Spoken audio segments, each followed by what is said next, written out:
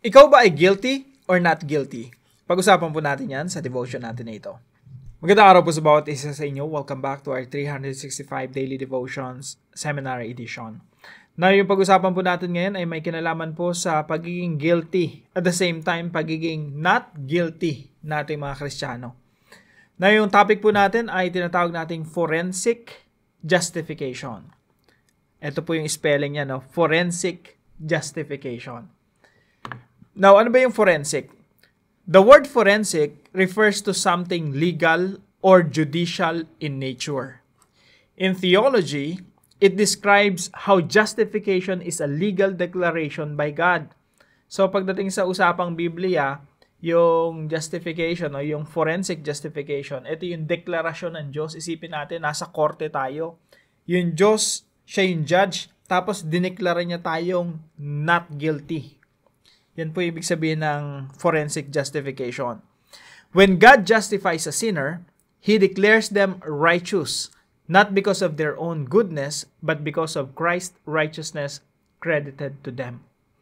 This act doesn't immediately change a person's internal character. So, nung dineklara ka ng Diyos na walang kasalanan, not guilty, hindi ibig sabihin na na-transform na tayo, nabago na tayo through and through. But it changes their status before God. Sa halip na bago yung status natin sa harapan ng Diyos. Kumbaga, tayo ay wala ng kasalanan, pinatawad na sa harapan ng Diyos. It's like a courtroom verdict, not guilty. Through faith in Christ, we are legally declared righteous before the holy judge of all. Napaganda po nito. Sa mga devotion natin, talaga tatalino talaga tayo. Kasi kagaya yan, forensic justification, nakakatalino talaga yan. Pero alam niyo po, hindi naman yun ang pinaka-goal natin na tumalino lang tayo. At ayokong tumalino lang, lalaki lang ulo natin. Maganda yun, tumalino. Pero ang goal po talaga natin dito sa mga devotions natin ay mas mapalapit sa ating Panginoong Jesucristo. At pag naunawaan natin yung forensic justification, araw-araw akong magpapasalamat sa Panginoon. Araw-araw akong magpupuri sa Panginoon. Because we have been justified. Tayo pinawalang sala. Now, yung forensic po, ang ibig sabihin yan sa Latin po ay forensis, na ibig sabihin open court, no? Sa public, may kinalaman po yan sa mga legal proceedings. Now, si Jesus Christ, nung siya ay, nilitis, public trial, dito yan sa lugar na ito. At yan po ay tinatawag na forensis. Kumbaga, sa mga Latin speaker, forensis yung tawag dyan.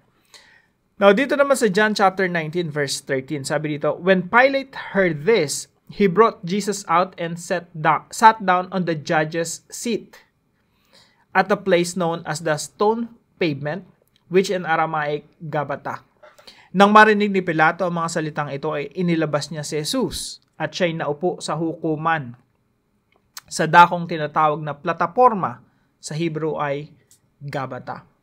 Alam niyo po, si Jesus Christ, ng mga panahon na yan, hindi naman siya guilty. Not guilty nga siya eh. Kaya nga ito si Poncio Pilato, naghugas na lang ng kamay. Kasi alam niya walang kasalanan si Jesus. Pero bagamat alam niyang walang kasalanan si Jesus, hinayaan niyang, mapako ang Panginoong Jesucristo at patayin. Yun po yung nangyari sa Panginoong Jesucristo. Publicly, in the open court, Jesus Christ was sentenced to death. Now, alam niyo po sa ating mga Kristiyano, sa open court, sa throne room of God, tayo po ay pinawalang sala. At si Jesus na walang kasalanan, si Poncio Pilato mismo magpapatotoo, wala siyang kasalanan, walang kasalanan si Jesus, pero siya yung naparusahan. Kasi po yun yung kagandahan ng ginawa ng Diyos, no? Yung kasalanan ay nailipat kay Kristo at siya yung pinarusahan. At yung kabanalan ng kabutihan ng Panginoong Jesucristo ay nilipat sa atin. Now, sabi po dito sa Romans chapter 5 verse 1, Therefore, since we have been justified through faith, we have peace with God through our Lord Jesus Christ. Sapagkat napawalang sala na tayo. Yan po yung forensic justification. Legally, pinawalang sala tayo. Sa pamamagitan ng ating pananampalataya kay Kristo, na walang kasalanan, pero siya yung naparusahan, nananampalataya tayo na inako ni Jesus yung kaparusahan na para sa atin. Mayroon na tayong mapayapang ugnayan sa Diyos sa pamamagitan ng ating Panginoong Jesucristo. Si Jesus po yung dahilan kung ba tayo napawalang sala. Kasi yung kasalanan natin nilipat kay Jesus at siya yung pinarusahan. Ito po yung una nating katuruan ngayong araw. Justification is a once-for-all declaration by God. Yung justification po, yung pagdeklara ng Diyos na, Russell, you are not guilty. Kahit guilty, alam ko talaga sa sarili ko, in my heart of hearts, guilty talaga ako sa maraming mga kasalanan pinagagawa ko sa buhay. Pero salamat sa Panginoon, no? Dahil sa pananampalataya ko sa Panginoong Jesucristo, dahil sa pananampalataya natin sa Panginoong Jesucristo na umako ng ating mga kasalanan at siya yung umako ng kaparusahan na dapat tayo ay tumanggap.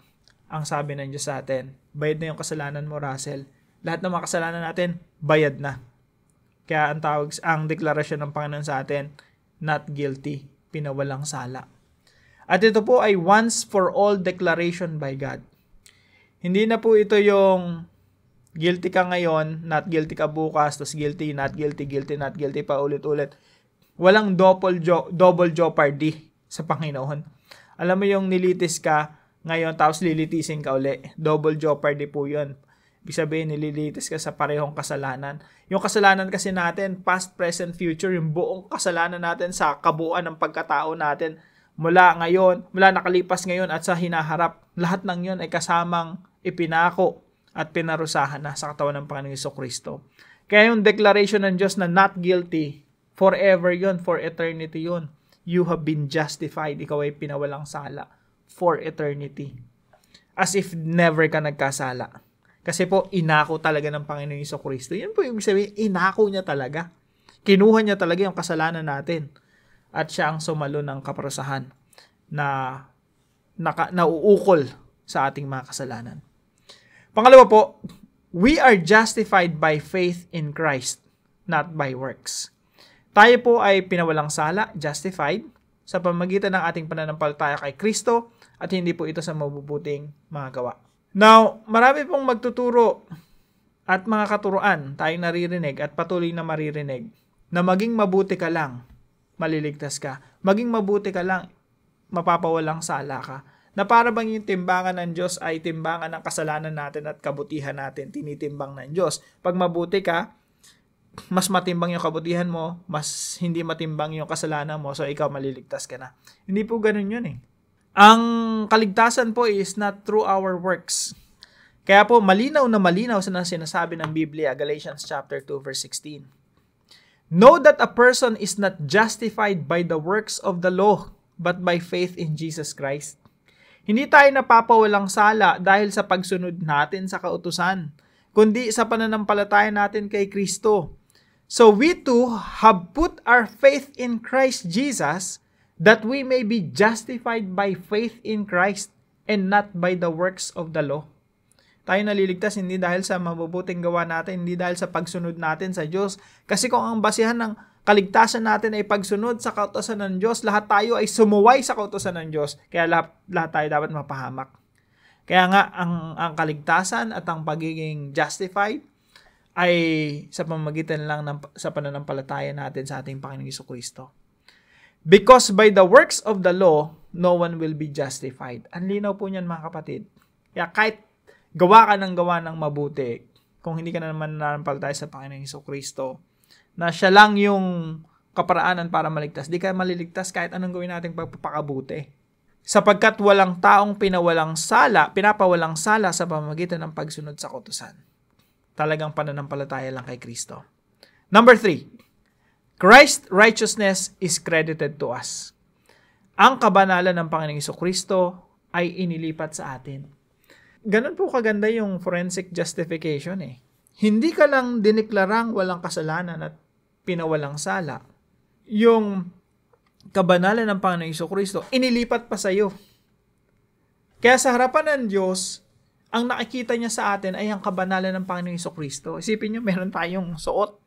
At yung suot natin, kabanalan ng Panginoong Jesucristo, kahit puno tayo ng karumihan, makasalanan tayo, guilty tayo, pero isinuot natin ang kabanalan ng Panginoong Jesucristo. Pag humarap ka sa Diyos, ang tinitingnan ng Diyos sa iyo, si Kristo na nasa sa iyo. Sabi po sa Philippians chapter 3 verse 9, and be found in Him, not having a righteousness of my own. Hindi po dahil sa sarili nating kabutihan. Sabi dito, not having righteousness of my own that comes from the law, but that which is through faith in Christ, the righteousness that comes from God on the basis of faith. Kaya napakalaga po ng pananampalataya. At lubos na makipag-isa kay Kristo, ang aking pagiging matuwid, basahin po natin mabuti, ang aking pagiging matuwid ay hindi sa pamamagitan ng pagsunod sa kautusan, kundi sa pananalig kay Kristo. Ang pagiging matuwid ko ngayon buhat sa Diyos sa pamamagitan ng pananampalataya. So yung righteousness po mga kapatid, galing yan sa Diyos, inilagay sa atin. Hindi dahil nagpakabuti tayo, kundi dahil ang kabutihan ng Panginoong Jesucristo ay nilipat sa atin. 2 Corinthians chapter 5 verse 21. Hindi nagkasala si Kristo, ngunit alang-alang sa atin siya'y itinuring na makasalanan upang sa pakikipag-isa natin sa Kanya ay maging matuwid tayo sa harapan ng Diyos. Dahil tayo nakipag-isa kay Kristo, isinuot natin ang Panginoong Jesucristo. Si Kristo ay nasa sa atin. Tayo binalot ni Kristo at pagharap natin sa Diyos, sabihin ng Diyos sa atin, banal, kasing banal tayo ng Panginoong Jesucristo. Kasi inilipat yung kabanalan ng Panginoong Jesucristo sa atin at ang kasalanan ay inilipat kay Kristo at siya ay naparasahan at tayo yung tumanggap ng kaligtasan at pagpapala ng Diyos. Paano natin ito i-apply sa ating mga buhay mga kapatid? Number 1, treasure your freedom in Christ. Tayo'y pinawalang sala na, pinalaya na mula sa kulungan, pagkakakulong sa kasalanan. Huwag na po tayong bumalik pa. Sa halip, i-treasure natin, pagpahalagahan natin yung kalayaan na binigay sa atin ng Diyos. Pangalawa po, treasure your justified status in Christ. Pagpahalagahan natin, i-treasure natin, ituring natin, kayamanan natin, yung status natin sa harapan ng Diyos. Bagamat yung reality, tayo yung makasalanan, pero yung status natin sa harapan ng Diyos, not guilty. Kasing banal ni Kristo, pinawalang sala, maputing maputi, walang bahid ng karumihan. Yan po yung status natin sa harapan ng... Kaya tayo makakaharap tayo sa Diyos eh. Bakit tayo makakaharap sa Diyos? Dahil sa kabanalan ni Kristo na suot-suot natin. Dahil si Kristo ay nasa atin. At tayo ay na kay Kristo. And number 3, and most important, treasure the one who justified you. Pagpahalagan po natin yung Diyos na nagpawalang sala sa atin. Pagpahalaga natin ang ating Panginoong Jesucristo na umako ng kasalanan. Hindi siya nagkasala pero siya yung pinarasahan. Kasi inako niya yung kasalanan natin. At dahil doon, tayo ay idiniklara ng Diyos na walang kasalanan. At yung kabanalan ng Panginoong Jesucristo ay nilipat sa atin at dahil doon, sa harapan ng Diyos, tayo ay malinis na.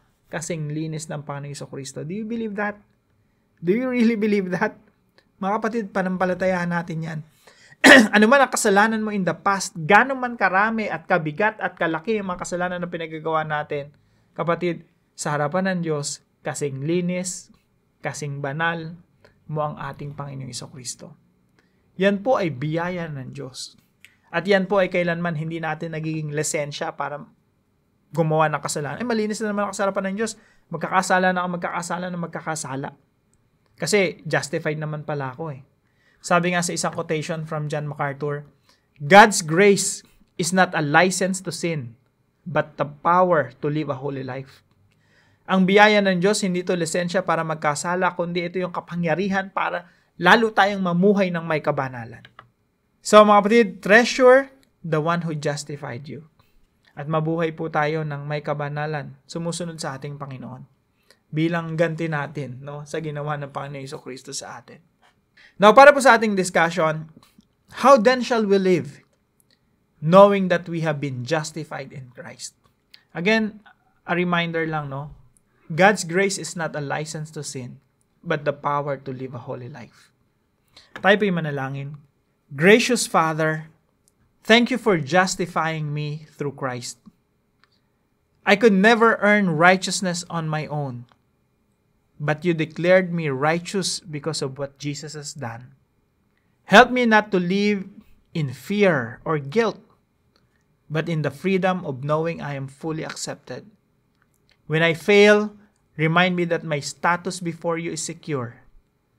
Let your declaration shape how I see myself and how I treat others. With grace, mercy, and humility, may I walk daily in the joy of my justification. In Jesus' name I pray. Amen and amen.